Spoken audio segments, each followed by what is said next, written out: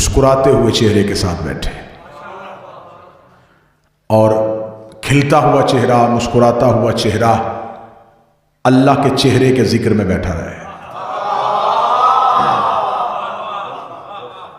کیونکہ ہمارے لیے یہ بہت بڑا فخر ہے۔ اگر آپ ایک لمحے کے لیے اسے سوچیں تو ہم زندگی کی پہلی سانس میں سر سجدے میں رکھ دیں اور قیامت کی صبحوں تک سر نہ اٹھائیں تو اس پروردگار کا شکر پھر بھی ادا نہیں ہو سکتا کہ اس نے ہمیں علی جیسا امام عطا فرمایا، اس نے ہمیں علی جیسا رہبر عطا فرمایا ہے، جس کو آج ذکر کرتے ہوئے نہ ہمیں خوف ہوتا ہے نہ ہمیں شرمندگی ہوتی ہے۔ ہم ببانگ دہول اپنے رہبر کا تذکرہ کر سکتے ہیں، ہم مولا علی کی بات چوک چوراہے میں کر سکتے ہیں، ہم ممبر پہ کر سکتے ہیں، ہماری پیشانی پہ شکر نہیں آ سکتا، ہم کسی کے سامنے اپنے مولا کی بات کرتے ہوئے شرمندہ نہیں ہو سکتے، کیونکہ مولا نے زندگی میں ہمیں شرمندہ کروایا ہی نہیں ہے۔ یہ علی ہی تھا جس نے نہ میدان جنگ کو کبھی چھوڑا ہے نہ اللہ کے گھر کے محراب کو کبھی چھوڑا ہے۔ یہ امیر المومنین ہی تھے جس کا سر کبھی اللہ کے سوا کسی غیر کے آگے جھکا ہی نہیں تھا۔ یہ میری قوم سے ضد ہے، یہ میرے مذہب سے ضد ہے، یہ مرشدوں سے ضد نہیں، ہمارے آئمہ سے ضد نہیں، لوگوں کو میرے مذہب سے ضد ہے، لوگوں کو میرے عقیدے سے ضد ہے۔ لوگوں نے ہمارے مذہب کی ضد پہ اپنے پیروں کے، اپنے رہبروں کے دن منانے شروع کر دیے، جبکہ اس سے پہلے کسی کو دن یاد نہیں تھے۔ جب ہم نے امام حسین کی شہادت منائی، جب ہم نے امام حسن کی شہادت منائی تو لوگوں نے جب جلوس دیکھے تو انہوں نے کہا اگر شیعہ اپنے اماموں کا جلوس نکال سکتے ہیں تو ہمیں بھی اپنی رہبروں کی کوئی نہ کوئی تاریخ نکالنی پڑے گی۔ پھر انہوں نے تاریخ کی کتابیں کھولی، پھر انہوں نے روایات دیکھی کہ کون کس دن مرا تھا، کون کس دن انتقال کیا تھا، لہذا انہوں نے کہا ہم بھی جلوس نکالیں گے، ہم بھی ان کا دن منائیں گے۔ ہم بڑے اعلیٰ ظرف لوگ ہیں، آپ جس کا دن منانا چاہو ہمیں کوئی اعتراض نہیں، لیکن ہماری ضد میں تم اپنے رہبروں کی وفات منا سکتے ہو، ولادت نہیں منا سکتے۔ اگر دشمنی کرنی ہے، اگر عقیدے سے ضد کرنی ہے تو پھر ہم اگر 21 رمضان کو مولا علی کی شہادت مناتے ہیں تو 13 رجب کو مولا کا جشن مناتے ہیں، 10 محرم کو حسین کا ماتم کرتے ہیں تو 3 شعبان کو حسین کی خوشی مناتے ہیں، 28 صفر کو امام حسن کا تابوت اٹھاتے ہیں تو 15 رمضان کو امام حسن کا جشن مناتے ہیں۔ اگر ضد کرنی ہے تو پھر کھل کے کرنی پڑے گی، جس کا شہادت مناؤ گے اس کی ولادت بھی منانی پڑے گی، لیکن ولادت کوئی منا ہی نہیں سکتا، کیونکہ ولادت منانی نہیں پڑتی، ولدیت بتانی بھی پڑتی، صرف ولادت نہیں منائی جاتی۔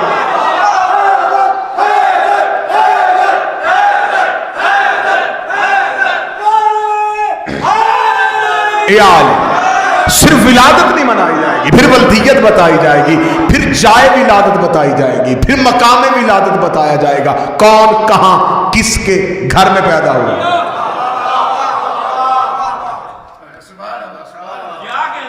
بھئی اگر کسی نے اپنے شناختی کارڈ بنوانا ہو تو نام، ولدیت، عارضی پتہ، مستقل پتہ۔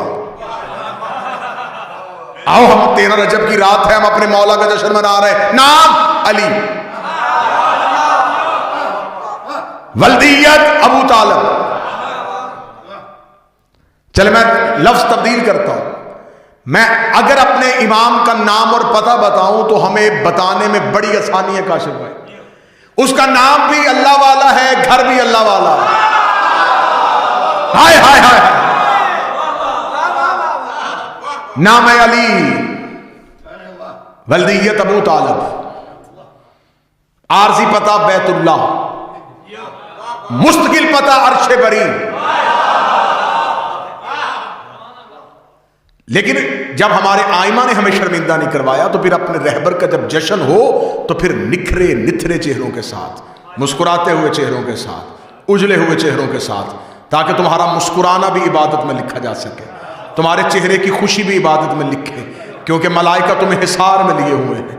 ملائکہ جہاں نیتوں کو دیکھ رہے ہیں وہاں چہروں کی سلوٹیں بھی دیکھ رہے ہیں، کس کے چہرے پہ کتنی کتنی خوشی کے اثرات آتے ہیں، کیونکہ خوشی دل سے نہیں دیکھی جاتی، دل میں جتنی خوشی ہو وہ چہرے پہ عیاں ہو جاتی ہے، چہرہ بتا دیتا ہے کہ اندر غمگین ہے یا خوش ہے۔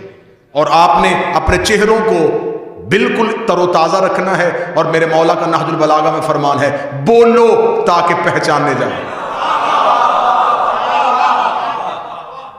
یہ علی بن ابی طالب نے کہا تھا، یہ بولنے کا سلیقہ ہمارے مولا اور ہمارے آقا نے ہمیں سنایا تھا۔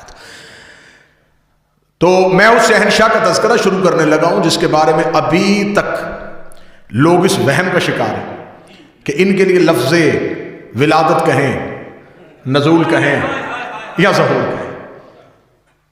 ولادت بھی لکھا جاتا ہے، ظہور بھی لکھا جاتا ہے، نزول بھی لکھا جاتا ہے، لیکن میں پوری ذمہ داری کے ساتھ کہہ رہا ہوں کہ یہ تینوں لفظ جو تھے یہ چھوٹے ہیں۔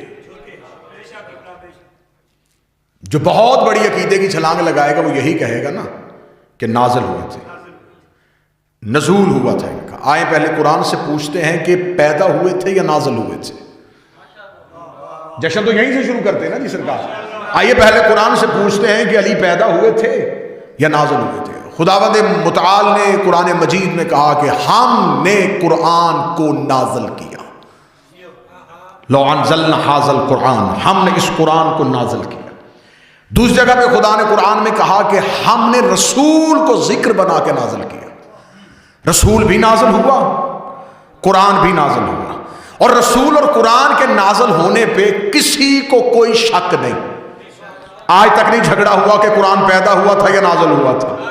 آج تک کہیں کسی جگہ پہ کوئی لڑائی نہیں ہوئی، کسی جگہ پہ کوئی جھگڑا نہیں ہوا، کہیں دوستوں میں بیٹھے ہوئے کہیں بحث نہیں ہوئی کہ بھائی اس بات پہ بحث کرتے ہیں کہ قرآن پیدا ہوتا ہے یا قرآن نازل ہوتا ہے۔ قرآن کے نزول پہ کسی کو کوئی شک نہیں، سب نے کہا کہ قرآن نازل ہوا۔ نازل کہاں ہوا؟ قلب مصطفیٰ پہ۔ قرآن نے نص دے دی کہ میں نے قرآن کو محمد کے دل پہ نازل کیا، اور خدا نے دوسری جگہ کہا کہ ہم نے رسول کو ذکر بنا کے نازل کیا۔ سورہ اعراف میں ہم نے اپنے محمد رسول کو ذکر بنا کے نازل کیا۔ میرے مالک اگر تیرا رسول نازل ہوا ہے تو پھر بتا، رسول نے خدا نے یہ نہیں کہا کہ ہم نے 12 ربیع الاول کو پیدا کیا، ہم نے 17 ربیع الاول کو پیدا کیا، فرمایا ہم نے محمد کو نازل کیا۔ اس کا مطلب ہے کہ محمد کے بعد جو بھی آئے گا وہ پیدا نہیں ہوگا، وہ بھی نازل ہوگا، اس لیے کہ مصطفیٰ بھی نازل ہوا ہے، اور خدا نے کہا ہے کہ قرآن بھی نازل ہوا ہے۔ میرے مالک جھگڑا مصطفیٰ پہ نہیں ہے، جھگڑا قرآن پہ نہیں ہے۔ امت اس بات پہ نہیں جھگڑ رہی کہ قرآن نازل ہوا تھا یا پیدا ہوا تھا، امت کہہ رہی ہے کہ علی پیدا ہوا تھا یا نازل ہوا تھا۔ خدا نے کہا 13 رجب کو ان کی تمام وہم وسوسے ہمیشہ کے لیے دور کر دوں گا۔ میں نے قرآن میں نص دے دی ہے کہ میں نے قرآن کو نازل کیا، لو انزلنا ھذا القرآن۔ اگر میں اس قرآن کو پہاڑ پہ نازل کرتا تو پہاڑ اس کی ہیبت سے ریزہ ریزہ ہو جاتے، پہاڑ اس کی ہیبت سے ٹکڑے ٹکڑے ہو جاتے۔ فرمایا بس 13 رجب کے دن کو دیکھتے رہنا، اگر علی کی ماں کعبے میں دروازے سے آئے تو سمجھنا علی پیدا ہوا ہے، اگر دیوار پھاڑ کے آئے تو سمجھنا علی نازل ہوا۔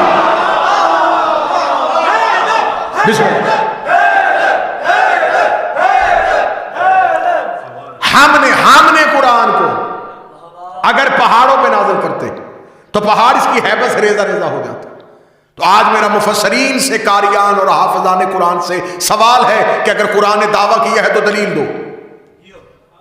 قرآن کا دعویٰ ہے کہ اگر یہ پہاڑ پہ نازل ہوتا تو پہاڑ ٹکڑے ٹکڑے ہو جاتے، تو یہ کس قرآن کی بات ہو رہی ہے؟ وہ قرآن جو ہمارے گھر کی الماریوں میں پڑا ہے۔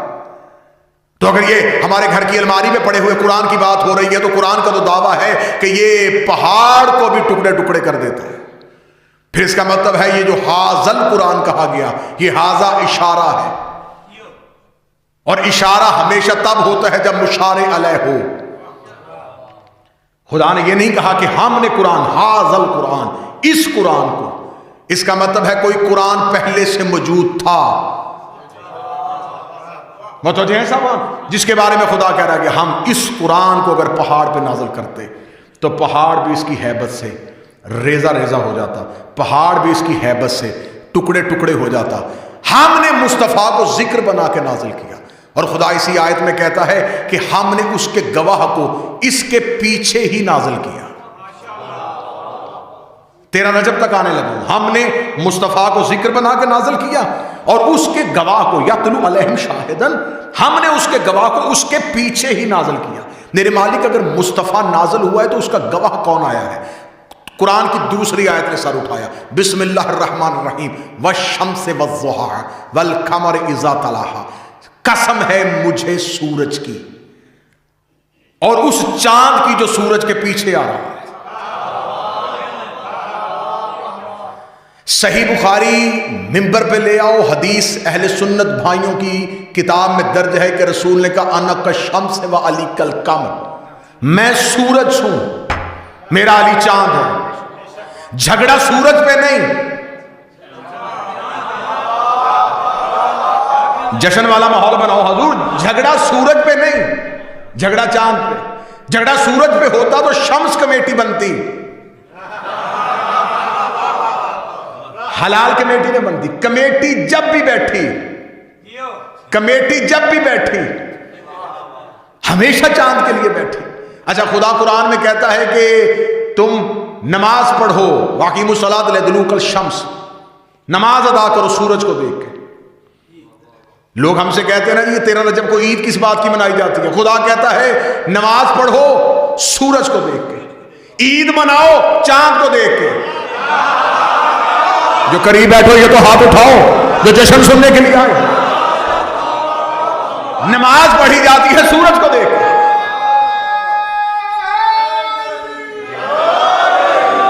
نماز پوری تقریب ذہن میں جملہ رکھنا, رسول سورج, علی چاند.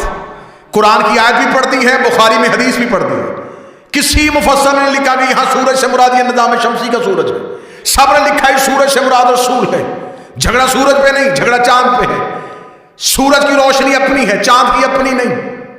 چاند سورج سے عکس لے کے زمین تک پہنچاتا ہے. اور میں نے کہا جھگڑا سورج پہ نہیں, جھگڑا چاند پہ. آج تک کبھی کسی نے سنا ہے کہ کبھی کسی نے آسمان کی طرف منہ کر کے کہا اچھا آج تیسری کا سورج ہے, آج چوتھی کا سورج ہے؟ ہمیشہ کہا جاتا ہے آج پہلی کا چاند ہے, آج دوسری کا چاند ہے, آج تیسری کا چاند ہے. 14 پہ مکمل ہو جاتا ہے. ہائے ہائے ہائے, چاند نہ 13 پہ مکمل ہوتا. اور چاند کے لیے صاحب زبان تشریف فرما ہے, چاند کے لیے مختلف قسم کے اردو میں لفظ ہیں. لفظ ہلال بھی چاند کے لیے استعمال ہوتا ہے, لفظ قمر بھی چاند کے لیے استعمال ہوتا ہے. اور صاحبان لغت کہتے ہیں کہ ہلال اس چاند کو کہتے ہیں جو پہلی کا چاند ہو, کیونکہ چاند کی ایج ہوتی ہے, چاند کی عمر ہوتی ہے. جب بالکل ابتدائی عمر میں ہو تو نظر نہیں آتا. ہائے ہائے ہائے, جھگڑا سورج پہ نہیں, جھگڑا چاند پہ. میں 13 رجب کا جشن پڑھ رہا ہوں, جھگڑا سورج پہ نہیں, جھگڑا چاند پہ. خدا نے کہا عبادت کرو سورج کو دیکھ کے, عید مناؤ چاند کو دیکھ کے. اچھا 3 طرح کے طبقے انسانیت کو نقصان پہنچاتے ہیں, ایک ڈاکو, ایک چور اور ایک ٹھگ. ڈاکو وہ ہوتا ہے جو سامنے آ کے لوٹتا ہے, چور وہ ہوتا ہے جو چھپ کے لوٹتا ہے, ٹھگ وہ ہوتا ہے جو دھوکہ دے کے لوٹتا ہے. اچھا یہ تینوں سورج کے ہوتے ہوئے نہیں آتے.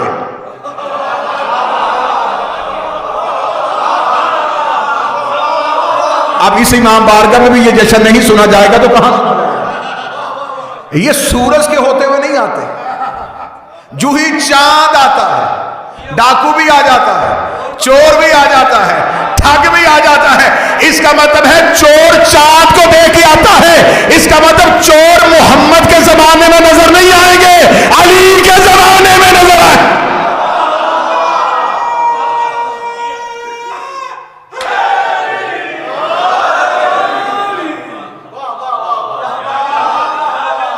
اور جائیں کتابیں اٹھا کے مفاتح الجنان اٹھا کے دیکھ لیں, صحیفہ سجادیہ اٹھا کے دیکھ لیں, سورج کو دیکھ کے کوئی دعا نہیں مانگی جاتی. اہل علم تشریف فرمائے دعائیں ہیں چاند کی. 1 رجب کا چاند دیکھو تو یہ دعا پڑھنا, 2 رجب کا چاند دیکھو تو یہ دعا پڑھنا, 23 رمضان کا چاند دیکھو تو یہ دعا پڑھنا. دعائیں پوری کی پوری کتابوں میں چاند کو دیکھ کے پڑھی جاتی ہے. دعا ہوتی ہے چاند کو دیکھ کے. نبی نے پوری زندگی میں نہیں کہا کہ محمد کا ذکر عبادت ہے.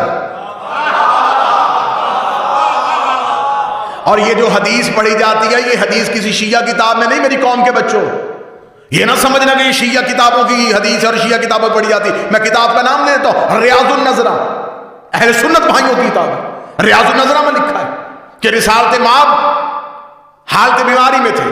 کیونکہ میں کتاب ان کی لے رہا ہوں تو حوالہ ان کا ہے, تو بالکل متن بھی وہ پڑھ رہا ہوں جو اس ریاض النظرہ میں لکھا ہے. انہوں نے کہا رسول حالت بیماری میں تھے کہ ایک صحابی رسول جن کا نام حضرت ابو بکر, وہ عیادت محمد کے لیے آئے اور علی رسول کے پاس بیٹھے ہوئے تھے. روایت پڑھ رہا ہوں ریاض النظرہ سے، اہل سنت کی کتاب سے، بالکل لفظ بہ لفظ پڑھ رہا ہوں تاکہ کل کو کوئی یہ نہ کہے کہ یہ کتاب کا متن نہیں تھا. رسول کی زوجہ حضرت عائشہ بیٹھی ہوئی تھی، علی رسول کے قریب بیٹھے ہوئے تھے. یہ بی بی عائشہ نے اس روایت کو ریاض النظرہ میں بی بی عائشہ نے لکھا. اس نے کہا کہ جو ہی میرے بابا رسول کی عادت کے لیے گھر آئے تو رسالت مآب کی آنکھیں بند تھی اور بستر پہ لیٹے ہوئے تھے. علی قریب رسول کے بیٹھے تھے. میرے بابا نے آتے ہی علی کو دیکھنا شروع کر دیا. اب میں ریاض النظرہ سے پڑھ رہا ہوں. میرے بابا مسلسل علی کا چہرہ دیکھ رہے تھے. بی بی عائشہ کہتی میں کافی دیر دیکھتی رہی کہ شاید علی کو ویسے دیکھ رہے ہیں. تھوڑی دیر بعد پھر دیکھا تو پھر علی کو دیکھ رہے تھے، پھر دیکھا تو مسلسل علی کو دیکھ رہے تھے. میں نے اپنے بابا کا دامن ہلایا. میں نے فرمایا بابا اتنے غور سے علی کو کیوں دیکھ رہے ہیں؟ یا وہ کہتی میرے بابا نے میرے قریب آ کے کہا میں نے رسول سے، یہ جو رسول ہے نا ان سے حدیث سنی ہے. رسول نے کہا ہے النظر علی وجہ علی عبادت، علی کا چہرہ دیکھنا عبادت ہے. علی کا چہرہ دیکھنا عبادت. ریاض النظرہ سے روایت پڑھ رہا ہوں اور وہ آیت روایت آتی نہیں پڑھنی جو تمہیں منبر سے سنائی جاتی. آج 13 رجب کی رات ہے، پوری روایت سنا کے جا رہا ہوں. بی بی کہتی ہے کہ جو ہی میرے بابا نے کہا کہ میں نے محمد سے سنا ہے جس نے علی کا چہرہ دیکھا اس نے عبادت کی. بی بی کہتی میں نے کہا سن بابا یہ حدیث تو نے سنی ہوگی رسول سے مسجد میں. میں ایک اور حدیث بتاتی ہوں جو رسول نے گھر میں بیٹھ کے کہی تھی. فرمایا وہ کون سی حدیث تھی؟ بی بی عائشہ کہتی رسول نے گھر میں کہا تھا ذکر علی عبادت، علی کا ذکر کرنا عبادت ہے. باپ نے کہا چہرہ دیکھنا عبادت ہے، بیٹی نے کہا ذکر کرنا عبادت ہے.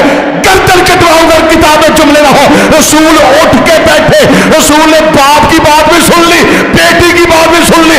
رسول نے تو نے کہا چہرہ دیکھنا عبادت ہے، تو نے کہا ذکر کرنا عبادت ہے. میں محمد دونوں کو گواہ بنا کے گیا. حب علی عبادت، چہرہ دیکھنا بھی عبادت نہیں، ذکر کرنا بھی عبادت نہیں جب تک علی کی محبت نہیں.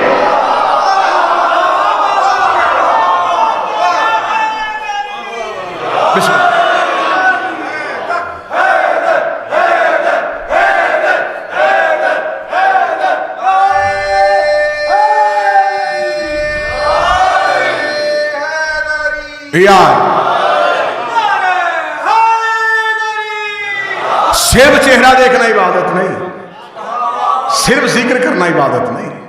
حب علی عبادت، شرط ہے محبت. جیسے نماز کا مقدمہ وضو ہے.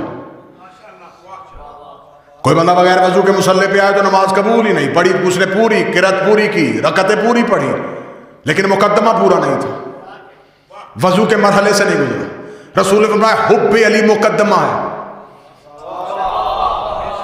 دل میں محبت ہو تو ذکر بھی عبادت ہے، چہرہ دیکھنا بھی عبادت ہے. اگر آپ جاگ رہے تو میں جملہ کہوں رسول نے یہ نہیں کہا علی کا ذکر ثواب ہے. رسول نے یہ نہیں کہا علی کا ذکر ثواب ہے، علی کا ذکر عبادت ہے. عبادت ہوتی ہے صرف اللہ کی. یا تو پھر علی کے ذکر میں توحید کا ذکر ایسا رچا ہے کہ علی ولی اللہ بھی پڑھو تو لا الہ کا مزہ آتا ہے. اب یہ صحابی رسول کہہ رہے ہیں کیونکہ میرے ملک پاکستان میں ایک شور ہے نا کہ یہ جو دور آ رہا ہے، اس دور میں شور آ رہا ہے کہ نہیں جی ہم اہل بیت کے برابر میں صحابہ، اہل بیت کے مقابلے پہ صحابہ کو لے کے آئیں گے، ہم نصاب میں صحابہ کو لے کے آئیں گے، ہم بچوں کو صحابہ کی سیرت یاد. وہ پہلے صحابہ سے تو پوچھ لو کہ اہل بیت کے مقابلے پہ آنا بھی چاہتے ہیں کہ نہیں. یہ تو شاہ سے زیادہ شاہ کے وفادار بننے کی کوشش ہے. میں پوری ذمہ داری کے ساتھ یہ الفاظ کہنے لگا کیونکہ آپ تمام کا تعلق ملک پاکستان سے ہے نا. سلیبس سے علی کو نکال دو، اہل بیت کو سلیبس سے نکال. اتنا صحابہ کا ذکر کرو اور پھر ہم پہ الزام یہ لگتا ہے یہ دیکھیں جی یہ شیعہ جو ہے یہ صرف اہل بیت کی بات کرتے ہیں، صحابہ کی بات نہیں کرتے. اچھا آج تک میں نے یہ الزام نہیں سنا کہ شیعہ اہل بیت کی بات کرتے ہیں نبیوں کی بات نہیں کرتے. آپ نے جملہ سر سے گزار دیا. بھائی ہمارے نزدیک تو اہل بیت انبیاء سے افضل، لیکن آپ کے نزدیک تو افضل نہیں. تو آپ ہم پہ یہ اعتراض کرتے تو ہمیں اعتراض کا جواب دیتے بھی مزہ آتا کہ جی آپ صرف علی کی بات کرتے ہیں، آپ نور کی بات کیوں نہیں کرتے؟ آپ صرف علی کی بات کرتے، ابراہیم کی بات کیوں نہیں کرتے؟ اعتراض ہم پہ یہ نہیں ہوا کہ آپ نبیوں کی بات نہیں کرتے، اعتراض یہ ہوا یہ صحابہ کی بات نہیں کرتے۔ اس کا مطلب یہاں تو پھر آپ مان گئے ہیں کہ حسین کے ذکر میں تمام انبیاء کا ذکر آ جاتا ہے، یا تو آپ یہ مان گئے ہیں کہ رسول کی جو حدیث تھی اگر کسی نے آدم کا علم دیکھنا ہو، نوح کا فہم دیکھنا ہو، ابراہیم کا تقویٰ دیکھنا ہو، کچھ نہیں دیکھا تو علی کا چہرہ دیکھ لو، علی وارث انبیاء ہے، علی کے ذکر میں تمام نبیوں کا ذکر آ جاتا ہے۔ اگر بات صحابہ کی کرنی ہے تو چلے میں نے صحابہ کی بات شروع کر لی ہے، صحابی کہہ رہا ہے کہ حب و علی عبادہ، ذکر و علی عبادہ۔ چلے میں دوسری کتاب کا نام لے دیتا ہوں۔ آج کل پاکستان میں ایک نعرہ بڑا مشہور کیا جا رہا ہے اہل بیت کے، کیونکہ ہر دور میں ہمارے نعروں کے مقابلے پہ نعرے بنے۔ اب ایک نعرہ بڑا مشہور ہے قبلہ جاب صاحب، واہ صحابہ واہ، سنا کہ نہیں سنا؟ واہ صحابہ واہ، واہ صحابہ واہ۔ آج اس جشن پہ وہی نعرہ لگے گا، یہ نعرہ ہم پلٹا رہے ہیں تمہاری طرف، اور نعرہ آپ نے میرے ساتھ لگانا ہے۔ میں پڑھنے لگا ہوں صحابہ، آپ نے کہنا واہ صحابہ واہ، واہ صحابہ واہ۔ کیا کہنے اس نبی کے صحابی کے۔ میں کتاب کا نام دے دیتا ہوں، الفاروق، لکھی مولانا شبلی نعمانی نے۔ مولانا شبلی نعمانی کہتے ہیں کہ ایک شخص حالت حج کی حالت میں احرام پہنا ہوا تھا اور طواف کعبہ کرتے ہوئے علی کے قریب سے گزرا۔ اس نے مسلمانوں کی نموز کی طرف میلی آنکھ سے دیکھا۔ جو ہی علی کے قریب سے گزرا، علی نے دائیں ہاتھ کا تھپڑ تماچا اس کے چہرے پہ مارا۔ وہ چلتا ہوا پہنچ گیا حضرت عمر فاروق کے پاس۔ واہ صحابہ واہ، واہ صحابہ واہ، واہ صحابہ واہ۔ انہوں نے جا کے کہا اے خلیفہ وقت، میں اللہ کی عبادت کر رہا تھا، میں گزر بھی اللہ کی عبادت میں وقت گزار رہا تھا، میں حالت طواف میں تھا، حالت احرام میں تھا، علی نے مجھے وضو میں، احرام میں، عبادت کی حالت میں میرے چہرے پہ تھپڑ مار دیا ہے۔ حضرت عمر فاروق چلتے چلتے علی کے پاس گئے اور جا کے پوچھا یا علی آپ نے اسے کیوں مارا ہے؟ فرمایا یہ مسلمانوں کی نموز کی طرف دیکھ رہا تھا، اور علی کے ہوتے ہوئے علی ایسی میلی آنکھ کو عبادت میں برداشت نہیں کرتا۔ الفاروق میں شبلی نعمانی لکھتے ہیں کہ اس صحابی کی طرف دیکھ کے حضرت عمر فاروق نے کہا مجھ سے شکایت لے کے آ رہا ہے، اراک عین اللہ و تبک ید اللہ، تمہیں اللہ کی آنکھ نے دیکھا تھا، اللہ کے ہاتھ نے مارا تھا۔ جسے عین اللہ دیکھے ید اللہ مارے، رضی اللہ کیا کرے؟ واہ صحابہ واہ، واہ صحابہ واہ۔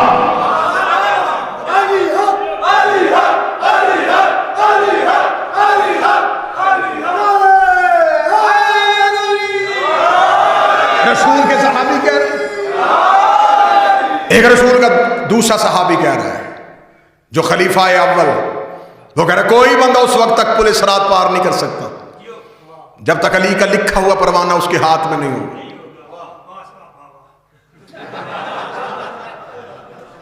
علی سے لکھوانے کی تمنا کرنے والے محمد سے نہیں لکھوا رہے تھے، رسول کہتے رہے کہ آؤ لکھ دوں۔ مولا حسین عزت عطا فرمائے۔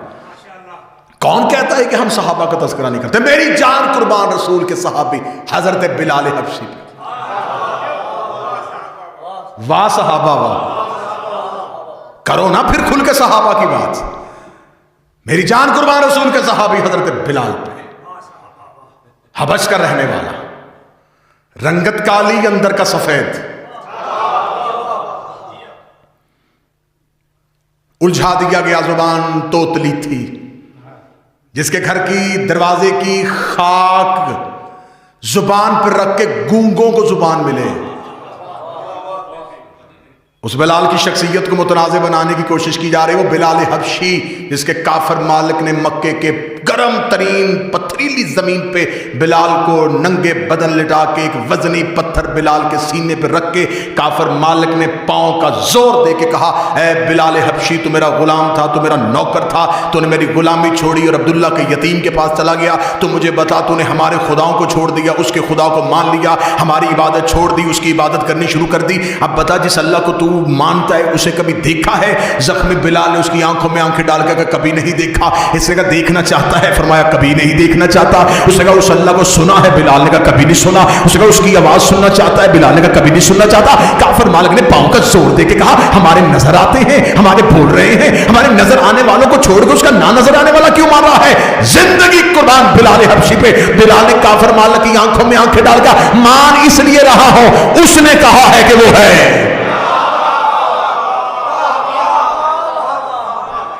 واہ صحابہ واہ، میری جان قربان رسول کے صحابی حضرت عمار یاسر پہ۔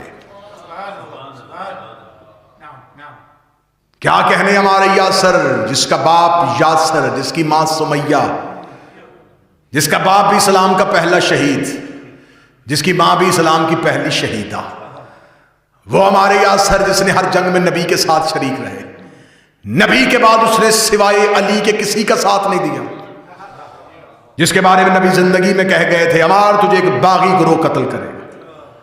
جنگ صفین میں عمار نے حق اور باطل کا اپنی شہادت اپنے لہو کے ساتھ فیصلہ کر دیا۔ ہماری جان قربان رسول کے صحابی سلمان محمدی پہ، ہماری جان قربان رسول کے صحابی حضرت ابو ذر غفاری پہ۔ یہ وہ صحابہ ہیں جن کا تذکرہ نہیں ہم کرتے، جن سے عشق کرتے ہیں، لیکن ان صحابہ کی بات اس لیے نہیں کی جاتی کہ ان کی ہر بات میں علی کی بات۔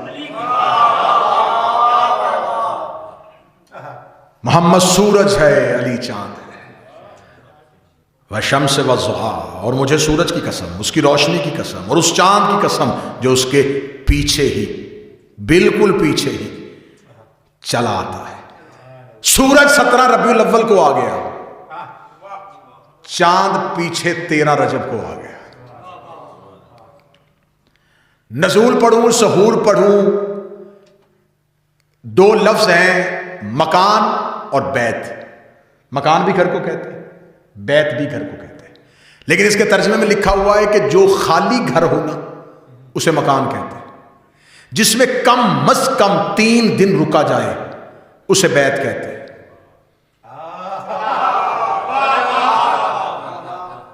جشن شروع ہو چکا ہے سرکار۔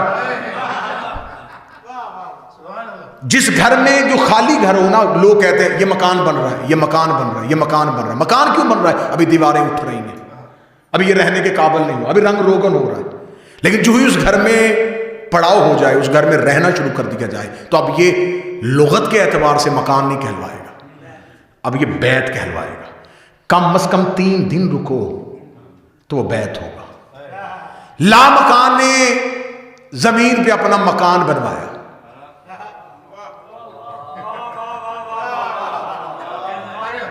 آدم کے دور تک مکان رہا، نوح کے دور میں مکان رہا، ابراہیم سے کہا میرے مکان کی دیواروں کو اونچا کر دے۔ مکان چلتا چلتا رسول کے دور تک پہنچا تو مکان ہی رہا۔ 13 رجب کو میں نے کیا کہا تھا؟ 3 دن رکو تو بیت ہوتا ہے۔ 13 کو گئی تھی علی کی ماں، 16 کو واپس پلٹی۔ 3 دن علی کے رکنے کی وجہ سے بیت اللہ ہو گیا۔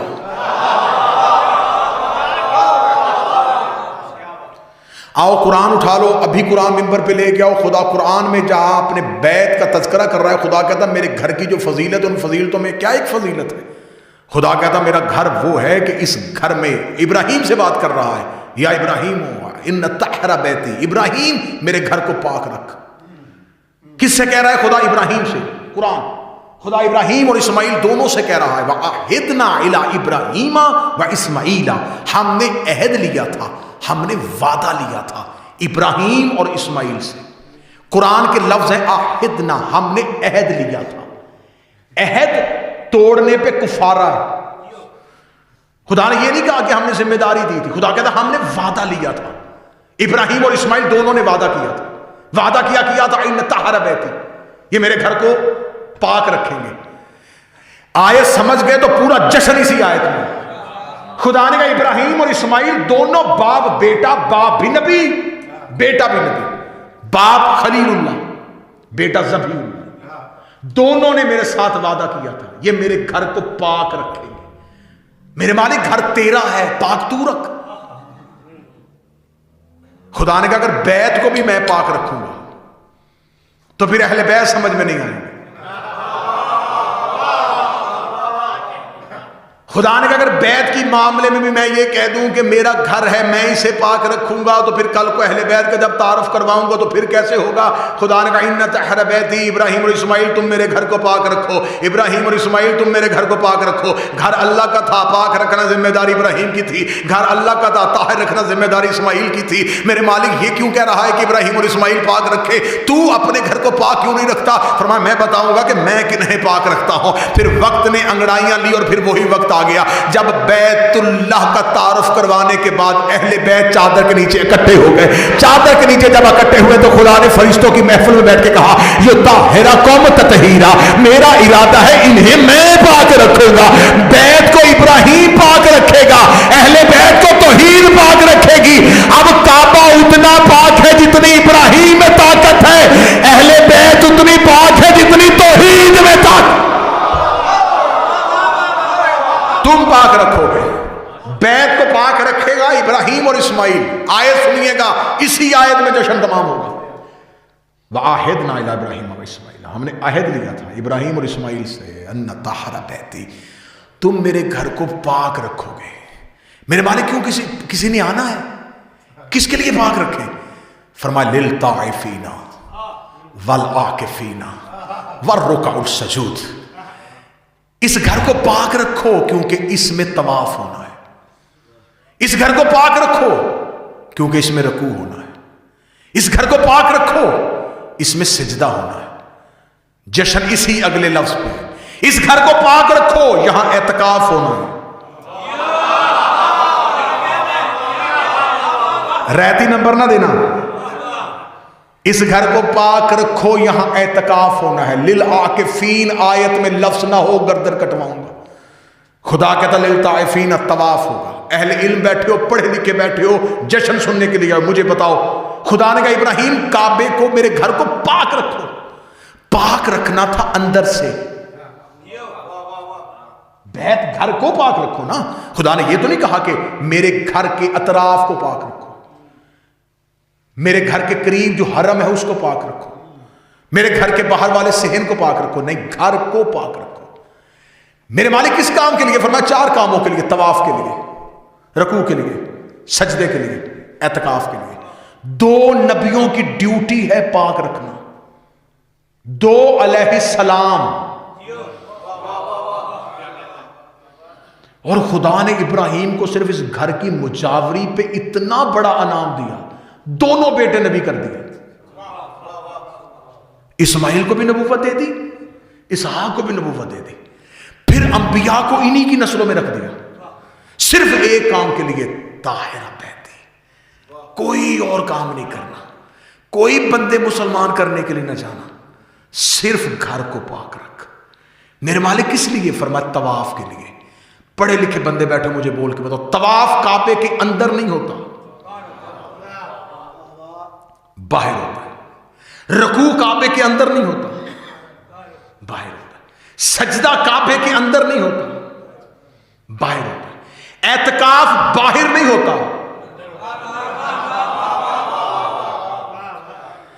اعتکاف سنا نا جی، اعتکاف ہے معتکف ہونا۔ معتکف کیا ہونا؟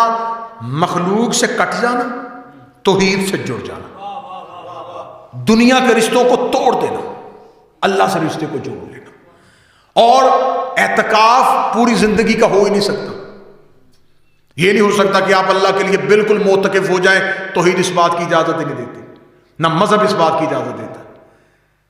رسالت مآب کے دور میں ایک شخص آیا تھا، وہ مسلسل مسجد میں بیٹھا رہتا تھا، مسلسل مسجد میں بیٹھا تھا۔ رسالت مآب نے صحابہ سے کہا یہ کون بندہ ہے؟ کہتے یہ بڑا عبادت گزار ہے، ہر وقت مسجد میں بیٹھا رہتا ہے۔ رسالت مآب نے تیسرے دن دیکھا کہ وہ مسجد میں بیٹھا، ماتھے پہ اتنا بڑا سجدے کا نشان۔ رسالت مآب نے یوں گریبان سے پکڑا، مسجد کے باہر گھسیٹ کے مار کے رسالت مآب نے کہا تیرے بچے نہیں ہیں؟ تیرا گھر کوئی خاندان نہیں ہے؟ کیا تو اللہ کی عبادت کی آڑ میں اپنے حقوق سے دستبردار ہو؟ صرف اللہ کی عبادت کس نے مانگی ہے تجھ سے؟ جاؤ اپنے حقوق کو ادا کر۔ امیر المومنین کے دور میں لوگ آ گئے تھے مسجد کوفہ میں بیٹھنے کے لیے، وہ ایک گروہ تھا، لوگوں کو اپنی عبادت سے مرعوب کر کے علی سے دور کرنا چاہتے تھے۔ اتنا بیٹھے مسجد میں، اتنا بیٹھے، لوگوں نے کہا، مقدسین کہنا شروع کر دیا، انہیں پاک لوگ، یہ تو ہر ٹائم عبادت کرتے، اتنی عبادت کرتے. مولا علی کو آ کے یا علی وہ مسجد کوفہ میں کچھ لوگ آ کے بیٹھے بڑی عبادت کر رہے ہیں، بڑی عبادت کر رہے ہیں.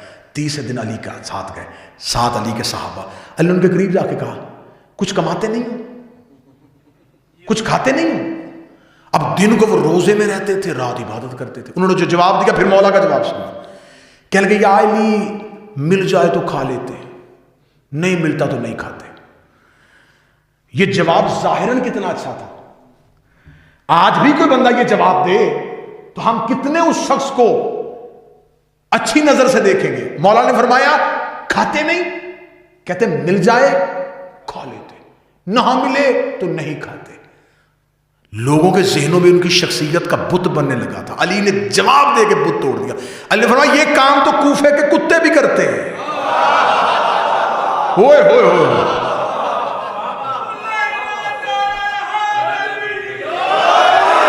یہ جواب ہے علی کا.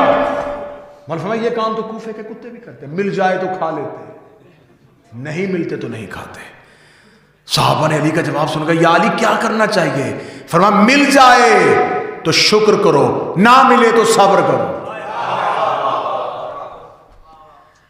اب یہ عبادت کی آڑ میں لوگوں کو علی سے دور کرنے کی کوشش کی جا رہی تھی. اب یہاں کیا خدا کہہ رہا ہے؟ طواف ہے، رکوع ہے، سجدہ ہے، اعتکاف ہے. اعتکاف ہے معتکف ہو جانا، اللہ سے جڑ جانا. طواف بھی کعبے کے باہر، رکوع بھی کعبے کے باہر، سجدہ بھی کعبے کے باہر. اعتکاف باہر نہیں، اعتکاف اندر ہے. اب سمجھ میں آئی پوری آیت کی کہانی. خدا کہتا میں نے 2 نبیوں کی ذمہ داری لگائی تھی، میرے گھر کو اندر سے پاک رکھو، یہاں کسی نے بیٹھنا ہے، یہاں کسی نے آنا ہے، اس گھر میں اعتکاف ہونا ہے. بندوں نے ابھی تک جملہ نہیں سمجھا. جاؤ جا کے شریعت کی زبان سے پوچھو اور شریعت کی کتابوں سے پوچھو کہ اعتکاف کی تعریف کیا ہے، اعتکاف کی مدت، اعتکاف کا دورانیہ کتنا ہوتا ہے. کہتے کم از کم 3 دن، زیادہ سے زیادہ 10 دن. یا تو آپ 10 دن بیٹھیں گے یا 3 دن بیٹھیں گے. آج بھی مذہب اسلام میں اعتکاف کرنے والے یا 10 دن بیٹھتے ہیں یا 3 دن بیٹھتے ہیں. کم از کم 3 دن، زیادہ سے زیادہ 10 دن. 13 رجب کو آئی تھی، 16 رجب کو گئی ہے. 3 دن علی کی ماں اللہ کے گھر میں بیٹھی ہے اور خدا نے قرآن میں کہا میرے گھر میں اعتکاف ہوا ہے، میرے گھر میں کوئی معتکف ہوا ہے. میں نے ابراہیم اور اسماعیل سے کسی کے اعتکاف کے لیے کعبے کو پاک کروایا تھا. اگلا جملہ عرش بری پہ جا کے سننا. اس کا مطلب ہے کہ آدم سے لے کے قیامت تک یا ایک ماں بیٹھی ہے یا ایک بیٹا بیٹھا ہے. ماں فاطمہ بنت اسد ہے، بیٹا علی ابن ابی طالب ہے. لیکن میں کیا کروں، شریعت کہتی ہے کہ مرد اعتکاف بیٹھے گا تو مسجد میں بیٹھے گا، عورت اعتکاف بیٹھے گی تو اپنے گھر کی 4 دیواری میں بیٹھے گی. علی کی ماں اللہ کے گھر میں بیٹھی. خدا نے کہا میرے گھر میں اعتکاف ہوا. اب بتا اللہ کا گھر سمجھ کے بیٹھی تھی یا علی کا گھر سمجھ؟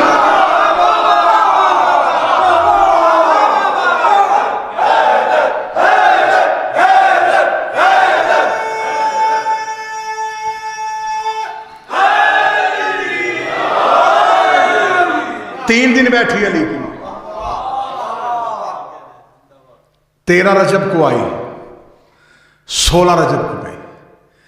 آئی بھی دیوار سے اور چابی گھر پڑی تھی، کیونکہ متولی کعبہ یہ ہے. خانہ کعبہ کی چابی ان کے گھر ہے. حاجیوں کو پانی یہ پلاتے ہیں. کعبہ کے تمام امور کی ذمہ داری ان کے پاس ہے. متولی حضرت ابو طالب. متولی کعبہ کی زوجہ بغیر چابی کے گھر سے نکلی اور دروازے کی طرف نہیں آئی. آج بھی خانہ کعبہ کی تصویر آپ دیکھیے گا کہ جو رکن یمانی ہے جہاں سے بی بی گئی ہے، یہ بالکل یہ نہیں ہے کہ یہ دروازہ اور یہ دیوار ہے. ادھر دروازہ ہے، ادھر دیوار ہے، بالکل اپوزٹ ہے. یہ نہیں تھا کہ بی بی دروازے کے قریب کھڑی تھی، تالا تھا تو ساتھ دیوار کھل گئی. نہیں، بی بی دروازے کی طرف نہیں آ رہی، بی بی دیوار کی طرف آ رہی. اور یہ بھی تھا کہ مکہ کے لوگ جو تھے، جو اس دور میں مکہ میں رہتے تھے، وہ دور دراز نہیں رہتے تھے. خانہ کعبہ کے بالکل چاروں اطراف میں مکہ والوں کے گھر تھے. اور یہ بھی نہیں تھا کہ اس گھر سے بیویاں روزانہ نکلتی تھی. کبھی اس گھر سے کوئی مستور نہیں نکلی تھی. مکے والوں کے لیے پہلی پریشانی تو تب ہوئی جب ابو طالب کی زوجہ بغیر کسی مرد کے اکیلی گھر سے نکلی. مکہ والے بھی اسی پریشانی میں تھے کہ اس گھر سے کبھی کوئی مستور نکلی نہیں. یہ مستور جا بھی رہی ہے اور جا بھی اکیلی رہی ہے. لوگوں نے پیچھے پیچھے چلنا شروع کر دیا. آخر یہ جاتی کہاں ہے؟ جب بی بی دروازے والی طرف نہیں گئی، پچھلی دیوار کی طرف گئی، تو لوگوں نے کہا کہ اگر اس کو اللہ کے گھر کی زیارت کے لیے جانا تھا تو اسے دروازے کی طرف آنا چاہیے تھا. یہ پچھلی دیوار کی طرف کیوں گئی ہے؟ لوگ رک گئے، دیکھیں یہ بی بی کیا کرنا چاہتی ہے. عرب والوں نے کہا کہ ہمارے کانوں میں آواز نہیں آئی، لیکن ہمیں اتنا خبر ہو رہی تھی کہ ابو طالب کی زوجہ دیوار کعبہ پہ ہاتھ رکھ کے کچھ کہہ رہی تھی. دیوار کعبہ پہ ہاتھ رکھ کے اس نے کچھ کہا، یا رکن یمانی کے قریب سے دیوار شک ہوئی، دیوار پھٹی. بی بی کو فطرتاً ہٹنا چاہیے تھا. پھٹتی ہوئی دیوار دیکھ کے ابو طالب کی زوجہ ہٹی نہیں بلکہ مطمئن ہو کے آگے بڑھی. مکے والوں نے بڑھتی ہوئی بی بی کو دیکھا، پھر بند ہوتی دیوار کو دیکھا. ان کے لیے انہونی پہ انہونی ہو رہی تھی. پہلے تو یہ بی بی گھر سے کیوں نکلی؟ دوسرا سوال یہ اکیلی کیوں نکلی؟ تیسرا سوال یہ دروازے کی طرف کیوں نہیں گئے؟ چوتھا سوال یہ دیوار پہ کیوں کھڑی ہوئی تھی؟ اس نے دیوار سے کہا کیا تھا؟ دیوار پھٹی کیوں تھی؟ یہ اندر کیوں گئی ہے؟ دیوار مل کیوں گئی؟ یہ 7 سوال تھے جنہوں نے مکے والوں کو پاگل کر دیا. یہ بے ساختہ ابو طالب کے گھر کی طرف دوڑے. یہ 7 سوالوں کا جواب صرف ابو طالب دے گا.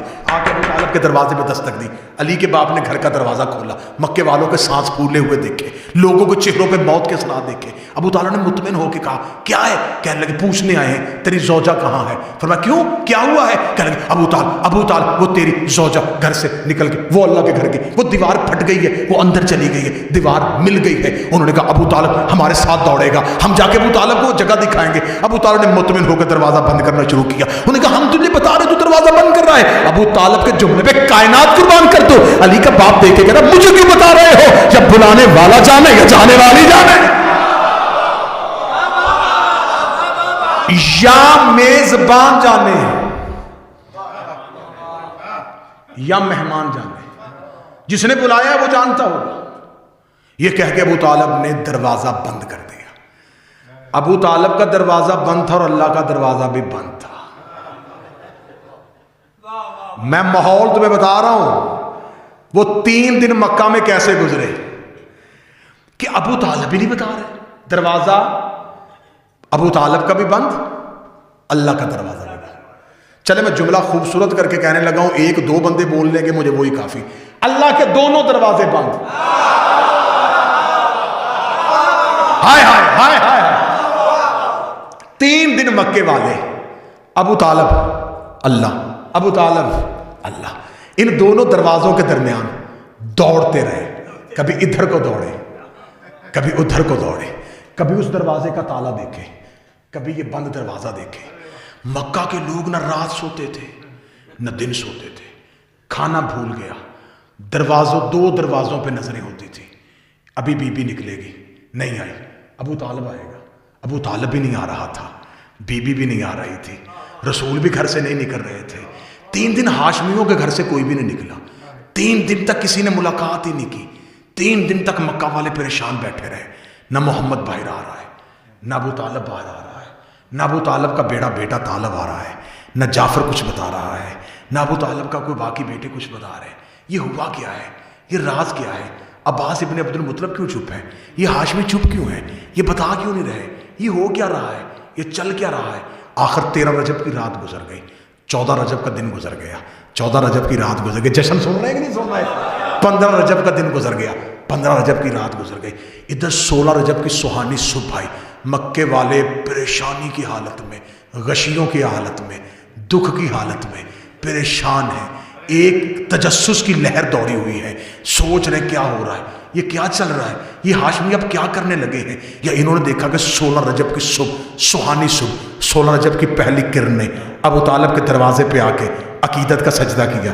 ابو طالب کے گھر کا دروازہ کھلا. مکے والے خوش ہوئے، دوڑے. ابو طالب کے گھر کا دروازہ کھل گیا. اس انداز میں دیکھا ابو طالب کے سر پہ ابراہیم والا امامہ، کاندھے پہ اسماعیل والی ابا، آگے آگے حضرت عمران، پیچھے پیچھے محمد مصطفیٰ. ہائے ہائے ہائے ہائے. آگے آگے ابو طالب، پیچھے پیچھے محمد، پورے ہاشمی، مرد عورتیں، ہاشمیوں کے مرد، ہاشمیوں کی عورتیں، ہاشمیوں کے بچے، چہرے پہ خوشی، کسی کے چہرے پہ کوئی پریشانی نہیں، چہرے پہ خوشی، چہرے پہ مسکراہٹ، ایسے جیسے کسی بڑے کو لینے کے لیے گھر کے لوگ جاتے ہیں۔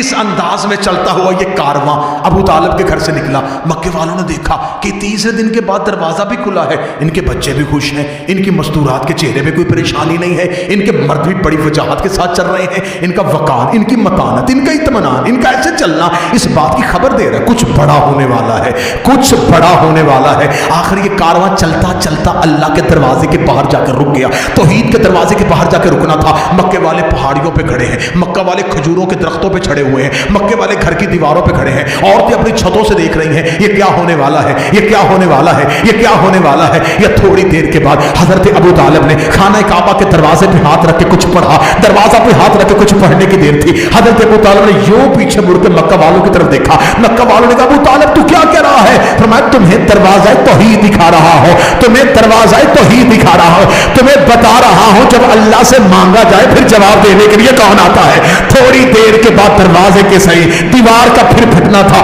علی کی ماں ابو طالب کی زوجہ اس شان سے اپنے گھر سے نکلی ہے کہ ہاتھوں پہ ایک قرآن تھا جس کو ہاتھوں پہ لیے ہوئے حضرت ابو طالب کی زوجہ فاطمہ بنت اسد کعبے کی دیوار سے باہر آ رہی تھی۔ مکہ والوں نے دیکھا کہ ہم نے جو ہی اس بیوی کا پہلا قدم مکہ کے بازار میں آتا ہوا دیکھا، حضرت ابو طالب کی زوجہ کا پہلا قدم خانہ کعبہ سے باہر آیا۔ مکے والوں نے دیکھا، ہمیں ایسے لگ رہا تھا جیسے زمین پہ کئی سورج طلوع ہو گئے ہیں، جیسے زمین پہ کئی چاند طلوع ہو گئے ہیں۔ چاروں طرف سے مکے کو ایک نور کے حالے نے گھیرے میں لے لیا تھا۔ وہ کہتے ہیں ہمیں دور دور تک کے محل، دور دور تک کے بازار نظر آنے شروع ہو گئے، ہماری آنکھیں خیرہ ہو گئی۔ ہمیں ایسے لگ رہا تھا جیسے ہم دور پہ موسیٰ کے ساتھ آئے ہوئے ہیں، ہمیں ایسے لگ رہا تھا جیسے توحید کا کوئی جلوہ نظر آ رہا ہے۔ تھوڑی دیر کے بعد محمد مصطفیٰ بے چینی کے ساتھ بڑھتے بڑھتے ماں فاطمہ بنت اسد کے قریب گئے۔ رسالت مآب نے اپنی دونوں مٹھیوں کو بند کیا، ایسے جیسے مدت سے کسی چیز کے انتظار میں ہے۔ رسول کے ہاتھوں میں پہلی بار علی آیا، رسول کے ہاتھوں پہ علی کا آنا تھا۔ مکے والوں نے دیکھا یہ محمد کے ہاتھوں پہ کون آ گیا ہے۔ رسالت مآب نے یوں علی کو سینے سے لگایا، سینے سے لگا کے رسول نے لوری پڑھنی شروع کی۔ رسول نے کہا حبو کا حبی یا علی، بغضو کا بغضی یا علی، عدو کا عدوی یا علی، جسموں کا جسمی یا علی، انت منی وانا منکا، تیرا خون میرا خون ہے، تیرا گوشت میرا گوشت ہے، تیرا جسم میرا جسم ہے، تیری روح میری روح ہے، تیرے دوست میرے دوست ہے، تیرے دشمن میرے دشمن ہے۔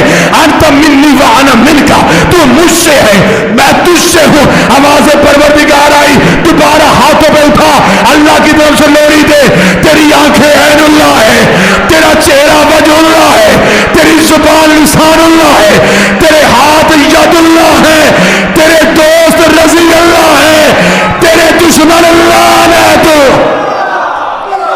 نعرہ حیدری۔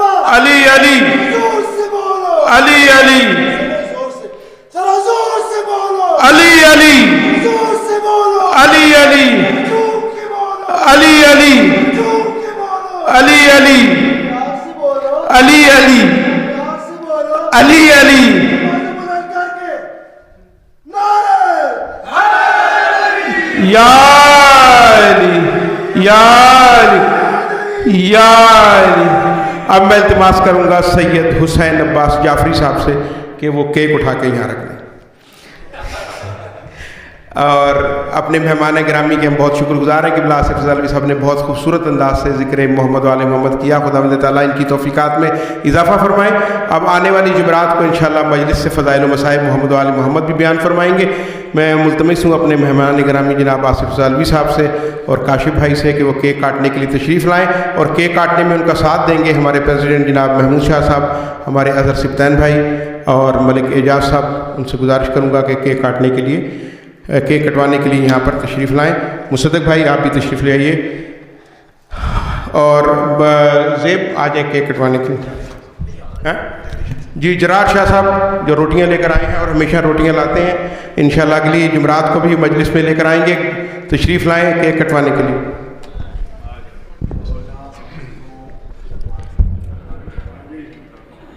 تیرا رجب گیا مولد اج سال گرائے، تیرا رجب گیا مولد اج سال گرائے، تیرا رجب دی خوشبو